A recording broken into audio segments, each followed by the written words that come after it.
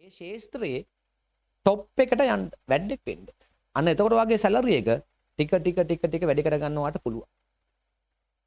software engineer නෙවෙයි IT කියන්නේ. computer science නෙවෙයි IT කියලා කියන්නේ. graphic designer, network engineer, video editor, හරිද? animation editor, creative designers ලා. හරි මේ හැමෝම ලියුමක් ටයිප් කරන කෙනෙක් ඉන්නවා නම් කම්පියුටරයක් භාවිතයෙන් එයත් අයිති වෙන්නේ IT ෆීල්ඩ් එකට. එයත් රස්සාවක් කරන්නේ. ඒ වගේ මේ IT කියලා කියන්නේ විෂය ශේෂ්ත්‍ර ගණනාවක්. software engineerට හිර වෙන්න එපා. network engineerට හිර වෙන්න එපා. graphic designerට හිර වෙන්න එපා. ඔය වගේ කිසිම job එකකට හිර වෙන්න එපා. ඒ විෂය ශේෂ්ත්‍රයේ ඔයා හැම එකක්ම චුට්ට හරි කමන්න ඉගෙන ගන්න. අර ඔයා යන ආදරය කරන විෂය පතේට ඒක මාර සප් එකක් වෙනවා. try කරන්න පුතේ. මේ හැමදේම වට කියලා දෙන්නේ ආන්ගේ අරමුණ හිතේ තියාගෙන මම. පැහැදිලි? ඒතර විභාගයට එහා ගියපු දෙයක් මෙතන තියෙනවා.